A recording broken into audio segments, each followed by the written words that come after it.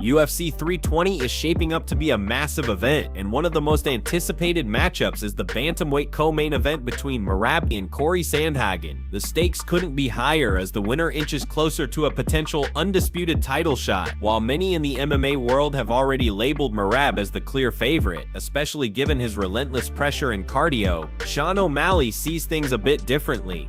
In a recent video on his YouTube channel, Sean broke down the fight with some interesting insight. He began by pointing out the odds. Sandhagen opened as a pretty sizable underdog, and while that might be justified in the eyes of some, Sean thinks the matchup is far from one-sided. Cory, Merab, how do I see that fight playing out? Sean asked. You know, I fought Merab twice, beat him once, lost to him once. Just kidding, he laughed. That moment of humor aside, Sean went on to deliver a thoughtful analysis. Cory's got really good wrestling scrambles, he said. He did really well against Umar. He kept his hips high and he was able to scramble out of tough spots. I wouldn't say he gassed, but he definitely started to get a little tired. Whereas Merab, that dude just doesn't get tired. His cardio is unreal. But O'Malley didn't stop there. He highlighted another key area where Sandhagen might create problems for Merab, his leg game. Cory is well versed in the 50-50. He understands that leg lock game. I'm curious if he'll be able to use that to create scrambles, maybe threaten submissions that make Merab uncomfortable. That might be enough to keep Merab from shooting so much. Still, even with all of that said, Sean admitted it's a tough fight to predict. It's hard for me to wrap my head around who wins. Honestly, I think it's a coin flip. Then came the key moment in his breakdown. If Merab goes out there and grabs hold of Cory, I think Cory is going to be surprised at how strong that little Georgian is. The guy is a tank, but Sean was quick to point out that things could swing the other way just as easily. Cory could also go out there and hit some beautiful scrambles, maybe make Merab look silly. It really depends on who can implement their game first. In classic O'Malley fashion, he ended the segment with confidence and a bit of self-belief. I truly believed I was going to go out there and make Merab look stupid, and I'm still delusional enough to believe I can do that. Remember, Max Holloway beat Dustin in his third fight after losing the first two, so never say never. No matter what happens, this matchup is one fans won't want to miss. Before moving to the next news, we have one quick request for you. We're constantly working on improving our content to earn your love and support. We also uploaded a poll post on our channel asking you guys what we should improve next, and the results were clear. Most of you said that we need to work on improving our pronunciation. We truly value your feedback and we took it seriously. So in this video, we made an extra effort to deliver everything as clearly as possible, doing our best to make as few pronunciation mistakes as we can. And this is just the beginning. We're working behind the scenes to ensure that this issue will be completely fixed in just a few days, so you can enjoy even smoother, more professional content every single time you watch. That's why we truly appreciate it if you could take just a moment to leave a like on this video, subscribe to the channel, and hit the bell icon so you never miss an update. Your support really helps us grow and bring you even better content every single time. And of course, don't forget to leave your opinion in the comments. Let us know what you think we should improve next. Your feedback means a lot to us, and we're always listening. Now, moving on to the second news, Paulo Costa is confident he beats Khamzat Chimaev. Leading up to his recent fight against Roman Kopylov, Paulo Costa made one thing crystal clear. His sights are firmly set on a future showdown with the undefeated phenom, Khamzat Chimaev. But this isn't just about rankings or title contention for Costa. No, there's personal bad blood boiling beneath the surface, and according to Costa, it goes back years. In a rather shocking revelation, Costa claimed that Chimaev once DM'd his girlfriend. And not just any message. He allegedly sent her a picture of Ciryl Adisagna taunting Costa after their infamous 2020 fight, along with a message saying Costa wasn't man enough for her. That move lit a fire in the Brazilian powerhouse, and ever since, the idea of fighting Khamzat hasn't just been professional, it's been personal.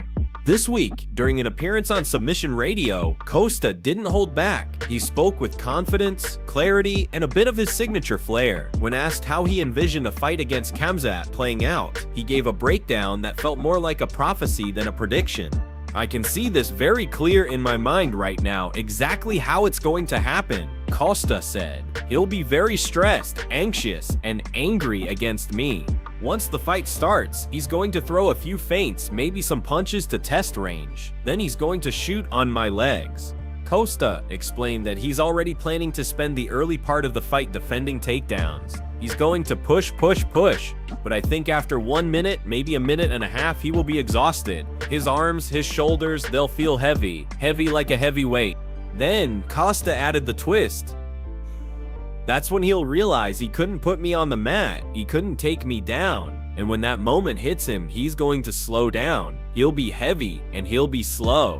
Despite his reputation as a finisher, Costa said he wouldn't necessarily rush for the early knockout. Maybe I won't finish him in the first round. I'm going to let him gas out, let him burn everything he has. By the time he walks into the second round, he'll be like a man with nothing left. Then came the body attack. I'm going to attack his belly, front kicks, body shots, over and over, until I see he wants to give up. And when that moment comes, Costa smiled and said, I'm going to start hitting his face, make him even uglier than he already is. Of course, even with all the heat, Costa remains ranked 11th in the middleweight division. That means, realistically, he may need at least another big win or two before he's in a position to officially demand a fight with Khamzat. But if this fight ever happens, one thing's for sure, it's going to be electric. Now, moving on to another major headline, Strickland declined a fight with Ciryl Adisagna after his suspension. Just a few weeks ago, Ciryl Adisagna was seen training hard with none other than David Goggins, fueling speculation that the former middleweight king was gearing up for a comeback. At the top of his list for opponents, a rematch with the man who dethroned him, Strickland. However, in a surprising twist, Adisagna claims that Strickland has turned down the rematch.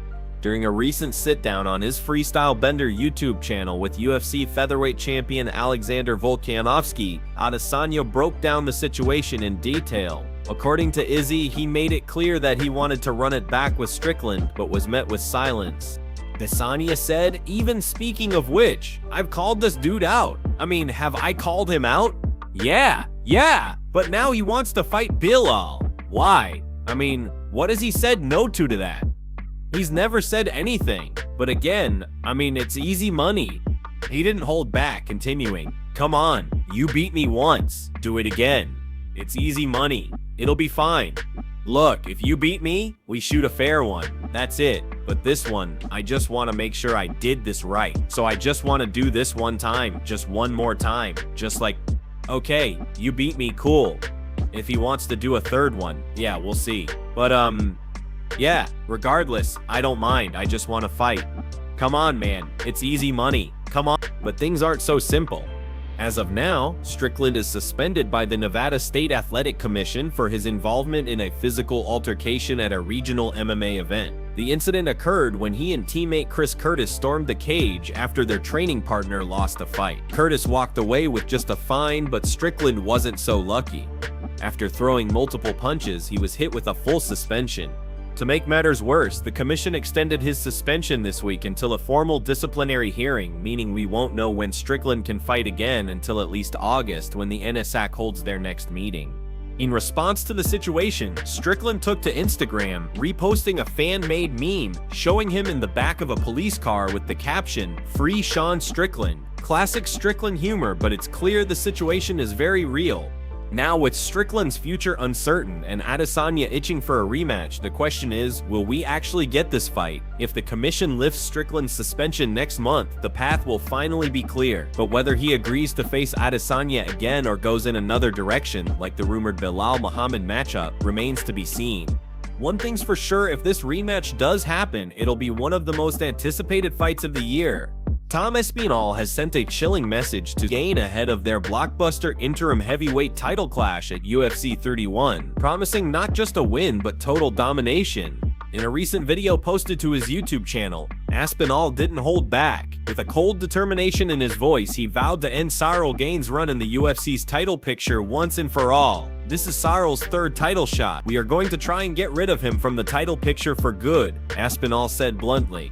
The English powerhouse has been on an absolute tear in the heavyweight division. Known for his blistering hand speed, precise timing, and brutal finishing power, Aspinall has bulldozed through his opponents, often with shocking ease. And after being left on the sidelines due to injuries and months of frustration involving the Jon Jones title situation, he's now locked in and laser-focused on the task ahead, finishing Ciryl Gane.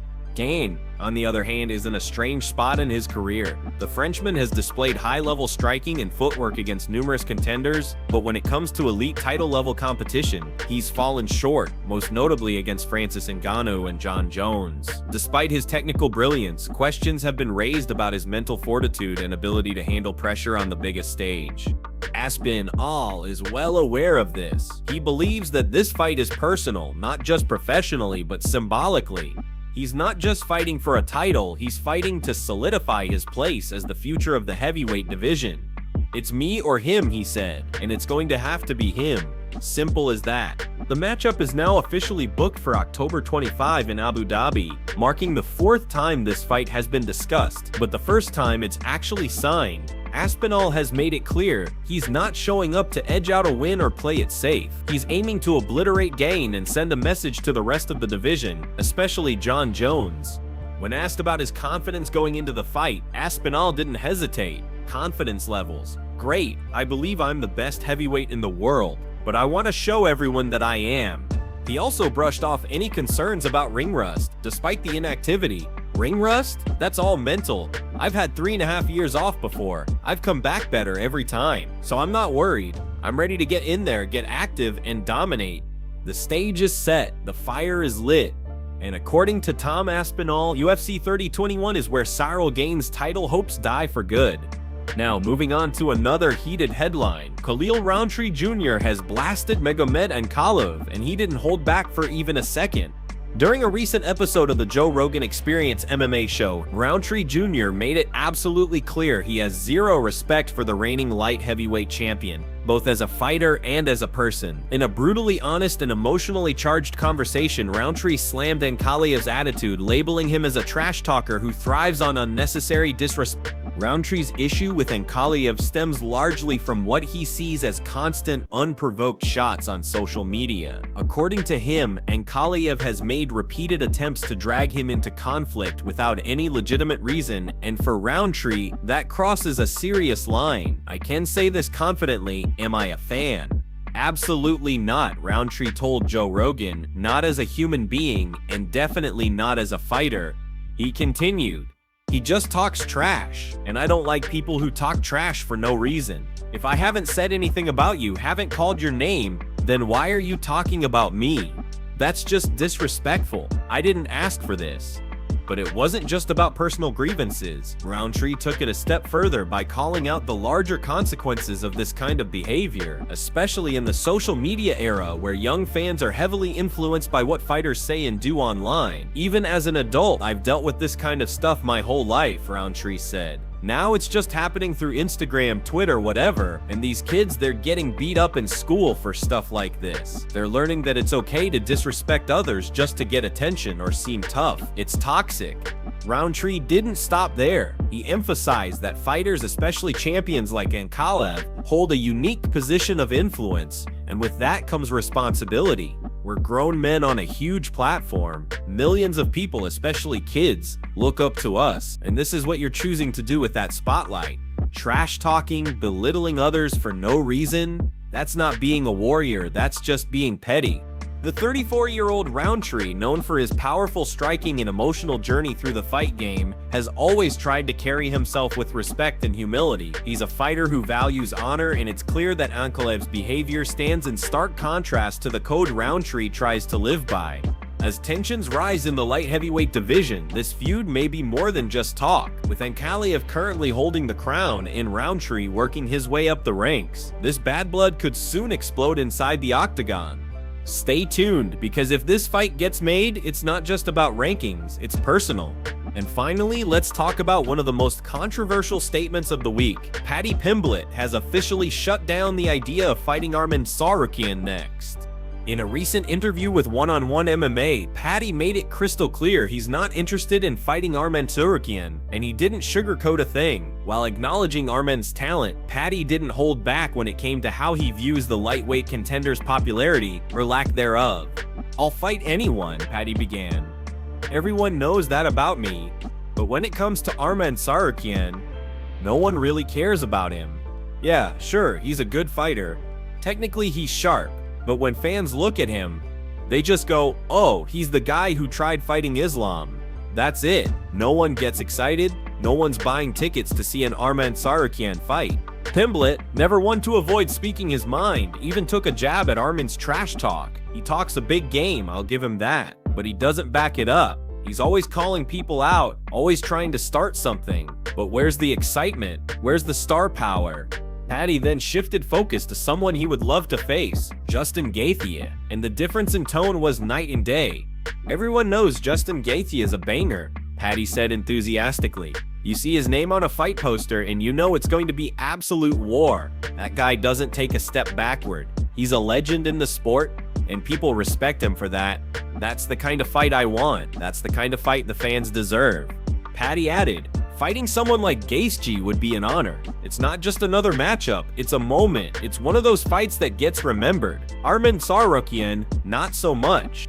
These comments have certainly stirred up conversation within the MMA community. While Armen is ranked higher than Paddy and has been making steady progress toward title contention, many fans agree with Paddy's assessment that Armen's style and presence don't exactly light the fan base on fire.